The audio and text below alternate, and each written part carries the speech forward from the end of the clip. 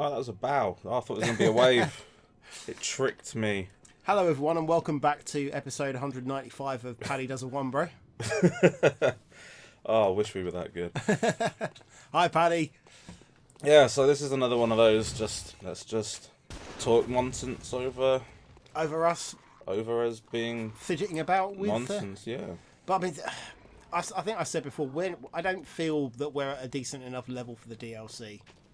No. Given what I know comes later in it. No, not at all.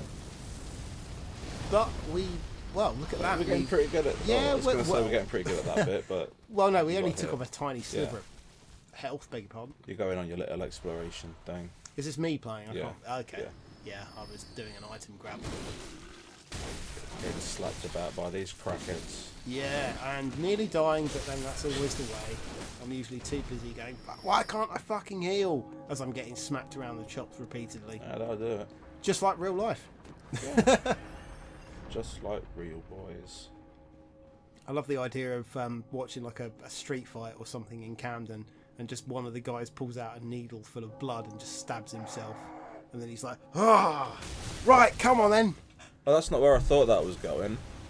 Because I was going to say, in the 90s, I don't know if it was the same for your growing up, but there was an urban legend when I was in primary school. It says a lot about the primary school that I went. I mean, we spoke about it before. That was stupid. Yeah. You should be ashamed of yourself. Yeah, I ran right into the line of fire. You did. I was basically trying to reenact the tunnel sequence with the sentry guns in Aliens, and I got really, really excited at the fact I was doing it in You're Bloodborne. like, yay, I'm an alien. Yeah, I'm getting cut up. Look at me. Oh no, I'm dead. I'm reusing the same stock footage for the aliens dying as I did earlier in the film. You're also using the same reference that you made 2 episodes ago. I know, but it's relevant. Check you out. Check me out. Referencing myself. So yeah, there was an urban legend when I was at primary school that in nightclubs and stuff, people were getting like pricked with needles with blood on them, and then getting notes put into their pocket, and then like when they looked in their pocket when they got home or something, it was just a note that said, "Now you have AIDS." Yes, yeah, that was. Did you have that? I had that as well. Yeah. Well, not actually have that. You know what I mean? But the urban legend was here as well. Yeah, it was. That's so weird. Yeah, there was another urban legend as well about somebody like specifically spiking drinks, and then like driving women to like sort of secluded locations. Was it Bill Cosby? Probably, yeah. I just completely ruined your train of thought then, didn't I? Carry on with the urban legend. Secluded locations. Yeah. Driving into secluded locations and. I can't remember the last bit of it because this just sounds like any standard sort of date rape scenario. I'll tell you what you're going to do. It's gone. You're going to do this bit wrong. It's gone. I've lost my train of thought because I'm too busy watching myself get shot repeatedly and nearly doing the same thing again. Yeah, exactly the same thing. Now, there's a gap to the left of the amygdala skull that you can just run down and not get hit. But for some reason, you just don't seem to like it. No, I'm just not. I just wasn't paying attention. I have to confess as well. I've been playing the Medieval remake quite a fair bit recently. Idiot. Yeah. So I've been playing the Medieval remake, and the lake level. There's a bit where you have to collect 3 runes to power 3 different sort of steam powered machines. Yes. To open to stop the whirlpool from going around. Then you jump inside. And for the life of me, I was running around going, okay, well I've got 2 of them. I can see the 3rd one on the other side of a small fence, which realistically I should be able to jump over, but I can't because video games. Where am I going wrong? And it turned out that I had the brightness setting on my TV down too much because I kept running into this area where all I found was like an energy vial health pack.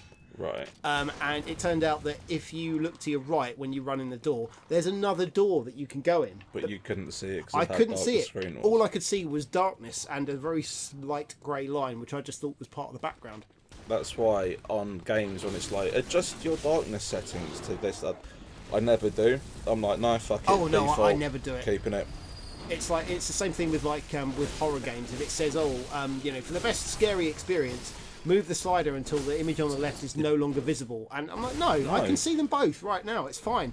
If there's going to be jump scares and things, I'm still going to probably get that sort of jump in my stomach. I started Resident Evil 2 last night. What, the remake? Yeah, at like 2 o'clock in the morning in the dark with all the light. Yeah.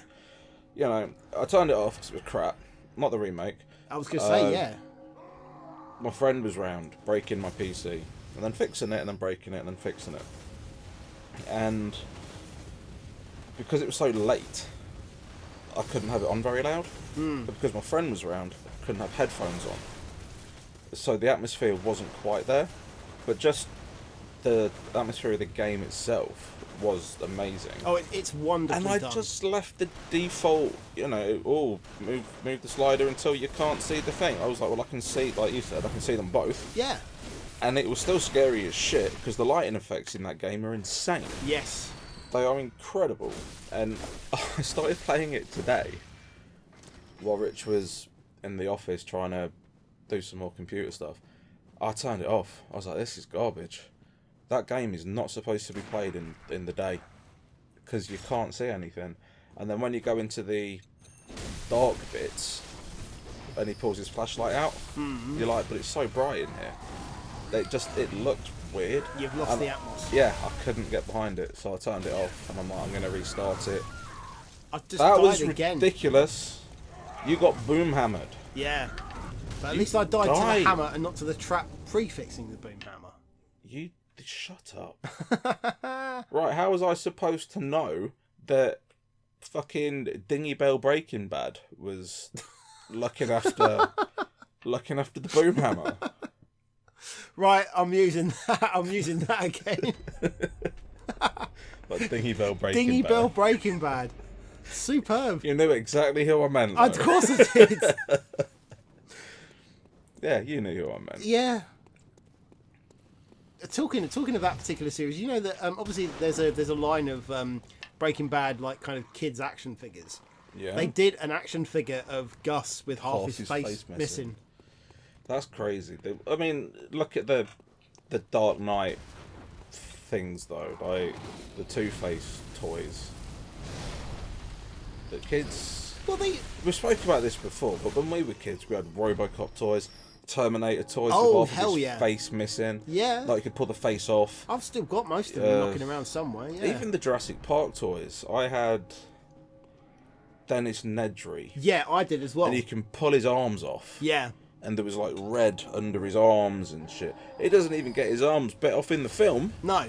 And But you can pull his arms off. Yeah, and the action figure isn't a fat dude in a Hawaiian shirt, which I always thought was very bizarre. Yeah, he's just kind of like my build, but it's just still kind of fat because I've put weight on since I've been ill. But it's in the... He basically looks like if Georgie from It grew up eating cake. He's got his Wayne Mac on. He does, yeah. And didn't he come with like a searchlight and a gun? Although I still think nothing will top the 90s G.I. Joe Street Fighter 2 action figures. Yeah. Where they would just knock off G.I. Joe. No, they weren't even knockoffs, they were just repurposed. Yeah, and then they just sort of gave him like what was it? They said Ryu had authentic Dragon Punch action, and he basically had a rubber band in his torso, and his arms were sort of purposely rigged so that you could sort of like pull one down, and then the other one sort of you'd let it go, and the rubber band would spring it up, and that was supposed to be a Dragon Punch. But they all came with like 100,000 different guns and stuff, yeah. And grappling hooks as well, like cannons with huge grappling hooks. All American hero Guile with a bazooka. Yeah. Was I think one of had a rocket launcher, didn't they, or something? And they had cars as well, because I bought them.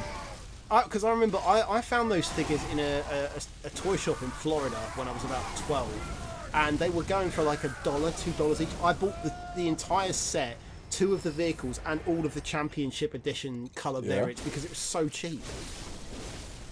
You've got Netflix, right? Yes, of course. There's a documentary series on it called The Toys That Made Us. I know. Yeah, they're just about to drop the 3rd series. Yeah, have you watched it? I've seen the first 2. Yeah. Yeah, that series is amazing.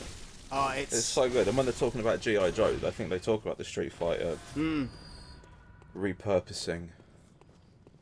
But then they did the same thing with the old He-Man action figures back in the 80s. Oh yeah, they were all just the same. It was just parts. the same body type over and over again, but then they just sort of swapped the heads round or gave them weird rubber moulded armour. Yeah, everything was.